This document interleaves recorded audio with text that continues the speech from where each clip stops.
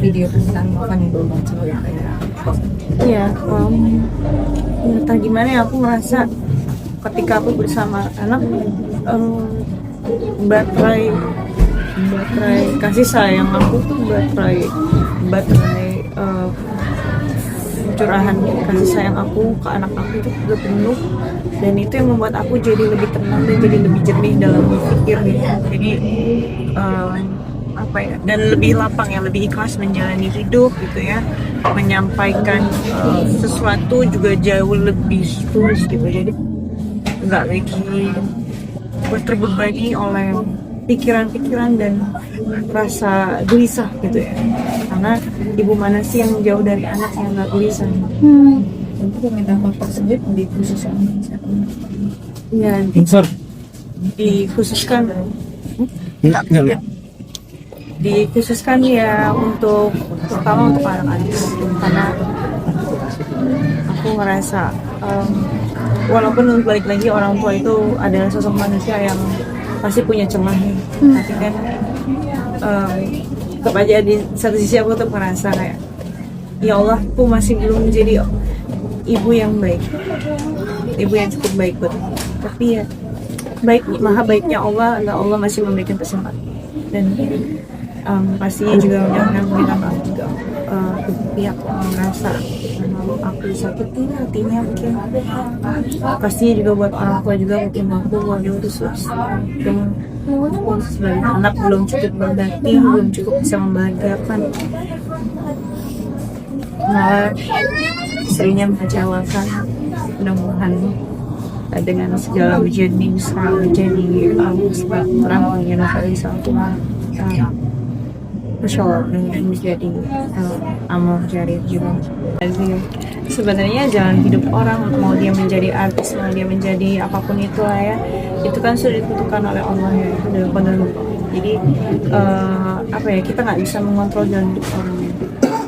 Jadi untuk hal itu sih aku serahin semuanya aja. Tapi kalau untuk menyampaikan permintaan maaf, aku konsisten sedari awal, bukan dari saat proses mediasi kami sebelum ini viral masih berjalan antara keluarga. Aku tetap pada keinginanku sedari awal, ingin bertemu secara langsung, ingin menyampaikan permintaan maaf secara langsung, karena yang diajarkan Islam kepada aku seperti itu, maaf itu sah apabila disampaikan secara langsung kepada yang bersangkutan. Sudah mencoba melalui layar mungkin biar bertemu. Aku selalu mencoba, terutama lewat insan juga, untuk menyampaikan bahwa aku ingin bertemu secara langsung. Qadarullah sampai saat ini belum ada kesempatan.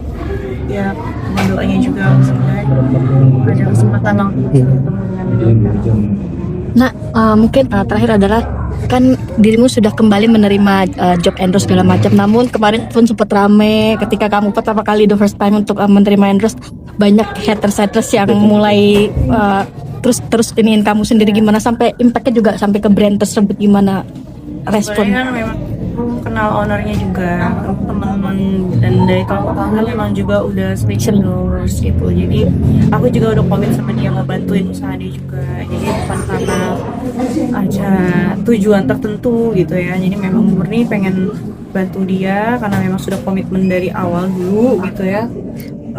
Jadi ya kalau misalkan orang menganggap mau apa gitu dengan tujuan itu nggak ada. Nah, terakhir dari saya ya.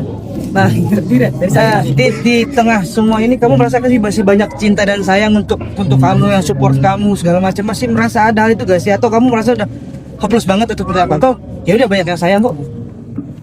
Menurut aku, kita mau dipuji ataupun dicaci, dua-duanya itu udah ujian dari Allah sih. Ketika kita dipuji itu, ujiannya adalah supaya hati kita nggak jadi merasa di atas gitu ya, merasa lebih baik dari yang lain. Ketika kita dicaci, ya itu dijadikan pelajaran bahwa ya kita ini memang nggak sempurna.